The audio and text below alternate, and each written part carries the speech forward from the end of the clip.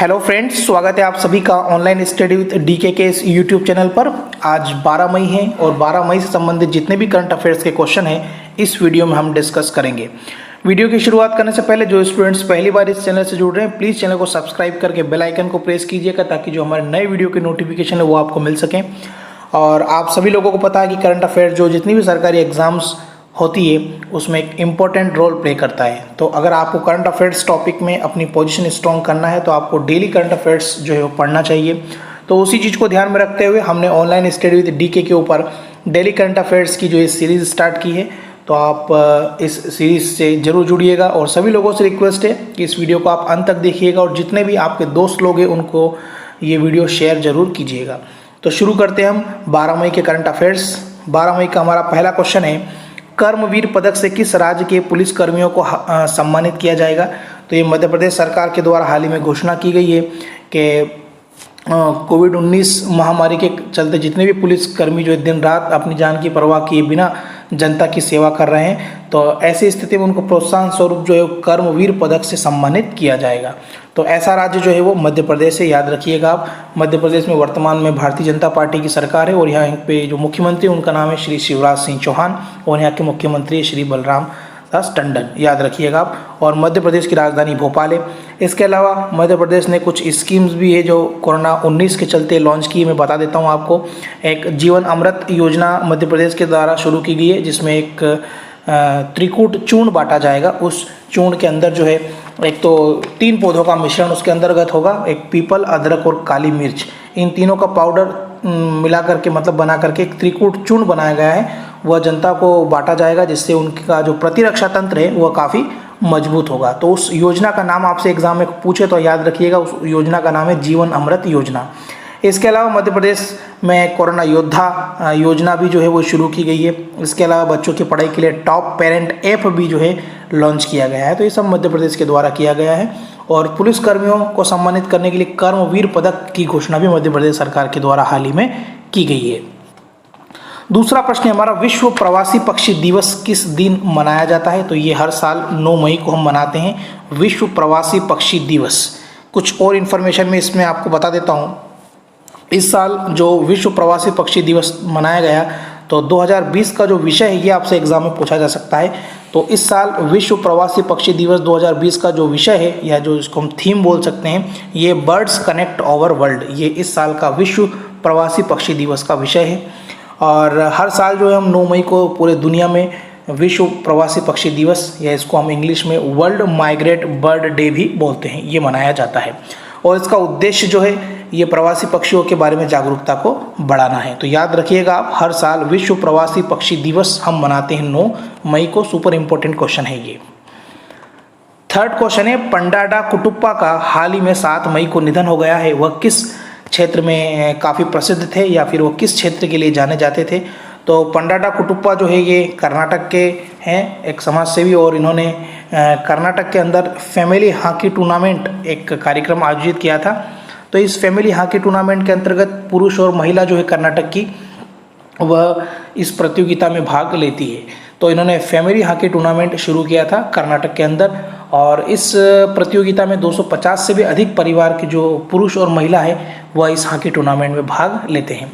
और ये जो प्रतियोगिता है पंडाबा कुटुप्पा के द्वारा 1997 में शुरू की गई थी। तो तकरीबन 22 साल तक लगातार इस प्रतियोगिता का आयोजन जो है पंडाडा कुटुप्पा ने कर्नाटक के अंदर किया है और इन्हें जो है कर्नाटक राज्य उत्सव पुरस्कार से भी सम्मानित किया जा चुका है। तो काफ़ी महत्वपूर्ण क्वेश्चन है, इसे याद रखिएगा।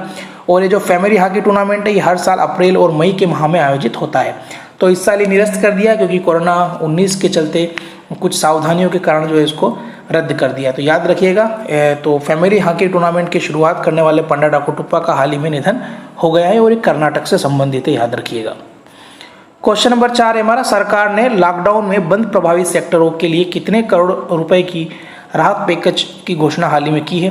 तो सरकार ने लॉकडाउन के कारण जितनी भी बंद प्रभावित सेक्टर है उनके लिए 1610 करोड़ रुपए की राहत पैकेज की जो हाल ही में घोषणा की है।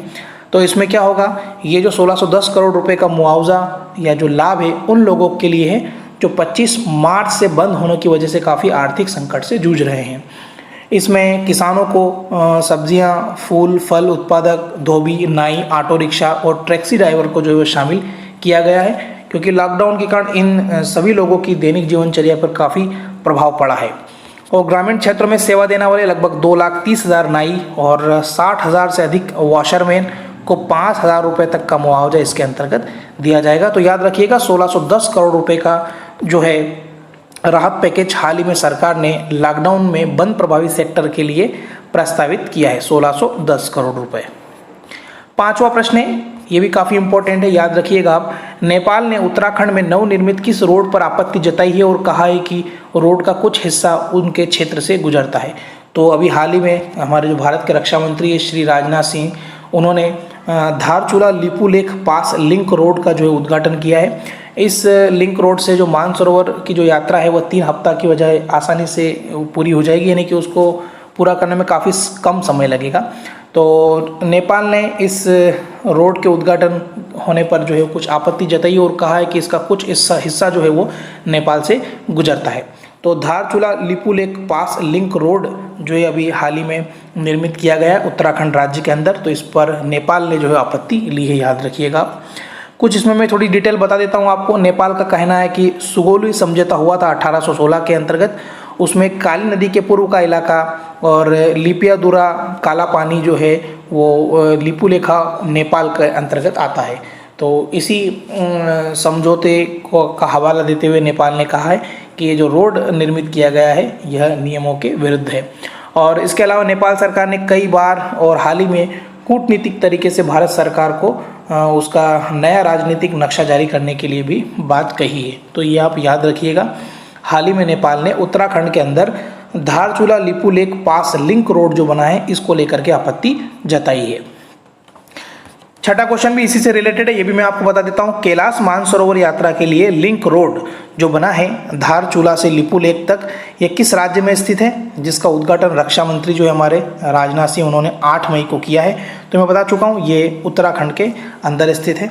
और इसमें थोड़ी सी और डिटेल में बता देता हूँ आपको। डिफेंस मिनिस्टर जो है हमारे रक्षा मंत्री राजनाथ सिंह, उन्होंने वीडियो कॉन्फ्रेंसिंग के माध्यम से इस सड़क का उद्घाटन किया है। और ये जो सड़क है ये 80 किलोमीटर लंबी है और लाइन ऑफ एक्चुअल कंट्रोल जो है हमारी LAC उससे 3 किलोमीटर पहले तक ये बनी हुई है। और इससे जो मानसरोवर के श्रद्धालु होंगे उनको 3 सप्ताह की बजाय 1 सप्ताह में ही यात्रा पूरी करने का जो है उसमें अवसर मिलेगा। और मैंने आपको लास्ट वीडियो के भी क्वेश्चंस में कई बार बता चुका हूँ कि जितने भी अभी हमारे भारत के सीमावर्ती राज्य हैं, इन सीमावर्ती राज्यों में सड़क का निर्माण और उसकी जो देखरेख है वह सीमा सड़क संगठन यानी कि बॉर्डर रोड ऑर्गेनाइजेशन के द्वारा की जाती है। तो आप ये भी याद रखिएगा। तो कैलाश मानसरोवर यात्रा के लिए जो लिंक रोड बना है धारचूला से लिपुलेख तक किस राज्य में स्थित है, ये उत्तराखंड में है। और इसका उद्घाटन हमारे जो रक्षा मंत्री है राजनाथ सिंह उन्होंने 8 मई को किया है। और इसी रोड के निर्माण के कारण नेपाल ने जो है वो कुछ आपत्ति भी जताई है। 7वां क्वेश्चन है, कोविड-19 की वजह से आर्थिक संकट को रोकने के लिए केंद्र सरकार ने कितने लाख करोड़ रुपए तक का कर्ज जो है वो लेने का अनुमान जारी किया है, यानी कि भारत सरकार जो है मार्केट बोरोइंग प्रक्रिया के तहत जो है वो कितने लाख रुपए तक का जो है कर्ज लेगी। तो ये 12 लाख करोड़ रुपए का जो है कर्ज लेने का ऐलान भारत सरकार के द्वारा किया गया है। तो मैं बता दूं कोरोना के कारण वित्तीय वर्ष 2020-21 में सरकार पर कर्ज का काफ़ी बोझ बढ़ गया है। और वित्त मंत्रालय ने अपने बयान में कहा है कि वित्त वर्ष 2020-21 में मार्केट बोरोइंग जिसको हम बोलते हैं सकल बाजार उधारी 12 लाख करोड़ रुपए के आसपास रहने का अनुमान है। और जो हमारा पिछला वित्तीय वर्ष था 2019-20 उसमें भी बाजार उधार की जो सीमा थी वह 7.1 लाख करोड़ रुपए थी। तो याद रखिएगा मार्केट बोरोइंग के तहत भारत सरकार जो है वो मार्केट से 12 लाख रुपए का जो है वो उधार जुटाएगी। 8वां प्रश्न है, ट्राइफेड ने AOL जिसको हम आर्ट ऑफ लिविंग के नाम से जानते हैं इनके साथ जनजातीय उद्यमों को बढ़ावा देने के लिए एक मेमोरेंडम ऑफ अंडरस्टैंडिंग जिसको हम MOU बोलते हैं उसके ऊपर हस्ताक्षर किए हैं। तो प्रश्न आपसे यहाँ पर पूछा गया है कि जनजातीय विभाग के हमारे केंद्रीय मंत्री कौन हैं। तो जनजातीय विभाग के केंद्रीय मंत्री अर्जुन मुंडा। इस क्वेश्चन का ऑप्शन नंबर फर्स्ट यहाँ पर सही होगा। तो तो जनजाति मामलों के केंद्रीय मंत्री तो है अर्जुन मुंडा, लेकिन अगर आपसे जनजाति मामलों के राज्य मंत्री पूछ ले तो उनका नाम है रेणुका सिंह सरूता। और आर्ट ऑफ लिविंग की भी थोड़ी सी मैं आपको यहाँ पे इन्फॉर्मेशन दे देता हूँ। आर्ट ऑफ लिविंग के संस्थापक है Shri Shri Ravishankar. Art of living ये एक प्रोग्राम है जो मेडिटेशन और जीवन जीने की कला सिखाता है। और आर्ट ऑफ लिविंग की स्थापना 1981 में हुई थी। इसका हेडक्वार्टर बेंगलुरु कर्नाटक में है। और आर्ट ऑफ लिविंग के द्वारा एक अभियान भी चला जाता है। उस अभियान का नाम है I stand with humanity campaign, याद रखिएगा आप ये। क्वेश्चन नंबर 9 है हमारा ICMR, जिसको हम Indian council of medical research के नाम से जानते हैं। इन्होंने कोविड-19 टेस्टिंग किट की डिलीवरी के लिए किस विभाग के साथ एक अनुबंध यानी कि समझौता किया है? तो कोविड-19 टेस्टिंग किट जो ICMR के द्वारा बनाई जा रही है, इसको पूरे भारत के जितने भी राज्य हैं उन राज्य के अस्पताल में पहुंचाने का जो काम है वो भारतीय डाक के विभाग के द्वारा किया जाएगा। तो ICMR ने भारतीय डाक के साथ जो है एक समझौता ज्ञापन पर हस्ताक्षर हाल ही में किया है। तो ICMR ने पूरे देश में प्रतिदिन 1 लाख कोविड-19 परीक्षण किट की जो योजना बनाई है, और उस योजना को पूरा करने का जो है वो आधा मदद जो है वो भारतीय डाक करेगा। यानी कि जितने भी कोविड टेस्ट की जो किट बनाई जाएगी उसको भारतीय डाक जो है वो विभिन्न राज्यों में पहुंचाएगा। और इस लक्ष्य को पूरा करने की दिशा में भारतीय डाक ने अपने लगभग 1.5 लाख जो पोस्ट ऑफिस है उनके साथ ICMR के साथ समझौता किया है। ICMR काफ़ी इंपॉर्टेंट न्यूज़ में, क्योंकि काफ़ी काम कर रहा है कोविड-19 के चलते। Indian council of medical research के वर्तमान में महानिदेशक है बलराम भार्गव, और इसका हेडक्वार्टर है नई दिल्ली में। और भारतीय डाक की अगर हम बात करें तो इसकी स्थापना 1 अप्रैल 1854 में की गई थी, और इसका हेडक्वार्टर भी नई दिल्ली में है, याद रखिएगा। स्टैटिक जीके का हम लास्ट क्वेश्चन हमारा डिस्कस करते हैं, उसके बाद हम स्टैटिक जीके के 2 क्वेश्चन पढ़ेंगे। श्रीलंका के कौन से खिलाड़ी MCC अध्यक्ष का दूसरा कार्यकाल संभालने वाले की सूची में शामिल हो गए हैं? MCC का मतलब होता है मेलबोर्न क्रिकेट क्लब। तो मेलबोर्न क्रिकेट क्लब का जो अध्यक्ष होता है, हालांकि 1 साल के लिए चुना जाता है, लेकिन कोविड-19 महामारी के कारण इस बार जो है ये कार्यकाल 2 साल का किया गया है। तो ऐसा करने वाले श्रीलंका के कौन से खिलाड़ी है? तो ये कुमार संगकारा, याद रखिएगा। ये श्रीलंका के विकेट कीपर हैं, क्रिकेट विकेट कीपर। तो कुमार संगकारा जो है मेलबोर्न क्रिकेट क्लब के अध्यक्ष के लिए दूसरा कार्यकाल संभालने वाले की सूची में शामिल हो गए हैं। और मैं आपको बता दूं, इसमें अभी तक सिर्फ 3 ही लोग जो है वो मेलबोर्न क्रिकेट क्लब के 2 साल तक यानी कि लगातार 2 कार्यकाल करने वाले 3 क्रिकेट खिलाड़ी बने। पहले थे लॉर्ड हक्के, इन्होंने 1914 से 1918 तक अपना कार्यकाल संभाला था। दूसरे थे स्टैनली क्रिस्टोफरसन, इन्होंने 1939 से 1945 तक अपना कार्यकाल संभाला था। और तीसरे बन गए कुमार संगकारा, ये 2019 से अभी वर्तमान तक है, और 1 साल तक और ये कार्य मेलबोर्न क्रिकेट क्लब के अध्यक्ष पद पर करेंगे। मेलबोर्न क्रिकेट क्लब की बात है, ये तो बता दो, इसकी स्थापना 1787 में की गई थी। काफ़ी पुराना क्रिकेट क्लब है ये। और मेलबोर्न क्रिकेट क्लब का जो मुख्यालय है वो है लंदन, यूनाइटेड किंगडम में। तो याद रखिएगा, काफ़ी इंपॉर्टेंट क्वेश्चन है ये। कुमार संगकारा MCC अध्यक्ष का दूसरा कार्यकाल संभालने वालों की सूची में हाल ही में शामिल हो गए हैं, और श्रीलंका के एक विकेट कीपर है और एक क्रिकेट खेलते हैं। ठीक है, चलिए मैं आपसे आज का पहला क्वेश्चन पूछता हूं। अगर आपको इस क्वेश्चन का आंसर पता है तो आप कमेंट्स बॉक्स में कमेंट करके जरूर बताइएगा, श्रीलंका की राजधानी क्या है? ठीक है, आपसे एक क्वेश्चन पूछा है आज मैंने, अगर आपको पता है तो आप कमेंट्स करके जरूर बताइए। काफ़ी अच्छा प्रश्न मैंने आपसे पूछा है, श्रीलंका की राजधानी का नाम क्या है? अगर आपको पता है तो आप कमेंट्स बॉक्स में कमेंट करके जरूर बताइए। स्टैटिक जीके के क्वेश्चन हम डिस्कस कर लेते हैं फटाफट। विश्व का सबसे बड़ा द्वीप इनमें से कौन सा है? तो विश्व का सबसे बड़ा द्वीप जो है वो है ग्रीनलैंड। ठीक है, ऑप्शन नंबर 3 यहाँ पे सही होगा। ये क्वेश्चन काफ़ी कंफ्यूजन करता है बहुत सारे स्टूडेंट्स को। मैं इसमें 3-4 क्वेश्चन जो है आपको बता देता हूँ। अगर आपसे विश्व का सबसे बड़ा द्वीप पूछे तो इस क्वेश्चन का आंसर होगा ग्रीनलैंड। लेकिन अगर आपसे विश्व का सबसे बड़ा नदी द्वीप पूछ ले, अगर आपसे क्वेश्चन के पीछे जोड़ दे नदी द्वीप कौन सा है विश्व का सबसे बड़ा नदी द्वीप, तो विश्व का सबसे बड़ा नदी द्वीप है माजुली। ठीक है, और सिर्फ अगर आपसे विश्व का सबसे बड़ा द्वीप पूछ ले तो उस क्वेश्चन का आंसर होगा ग्रीनलैंड। लेकिन अगर आपसे नदी द्वीप पूछ ले तो आपका आंसर होगा माजुली, याद रखिएगा आप। और अगर आपसे विश्व का सबसे बड़ा द्वीप समूह पूछ ले तो इस क्वेश्चन का आंसर होगा इंडोनेशिया। विश्व का सबसे बड़ा द्वीप समूह होगा इंडोनेशिया। और विश्व का सबसे बड़ा प्रायद्वीप अगर आपसे पूछे तो वो है अरब प्रायद्वीप। सारे क्वेश्चंस अलग अलग है, याद रखिएगा। एक बार फिर से बता देता हूँ, विश्व का सबसे बड़ा द्वीप वो है ग्रीनलैंड, विश्व का सबसे बड़ा नदी द्वीप ये माजुली, विश्व का सबसे बड़ा द्वीप समूह अगर आपसे पूछे तो वो है इंडोनेशिया, और विश्व का सबसे बड़ा प्रायद्वीप अगर आपसे पूछ ले तो वो है अरब प्रायद्वीप। सारे क्वेश्चंस आप याद रखिएगा। क्वेश्चन नंबर 12 है हमारा आज के इस वीडियो का लास्ट क्वेश्चन है ये, विश्व का सबसे बड़ा महासागर इनमें से कौन सा है? तो इसको याद रखने की मैं आपको एक ट्रिक बता देता हूँ। किसी भी व्यक्ति का नाम काफ़ी बड़ा होता है, तो इन सभी ऑप्शंस में अगर आप देखेंगे तो आपको प्रशांत एक लड़के का नाम दिखाई दे रहा है, ठीक है।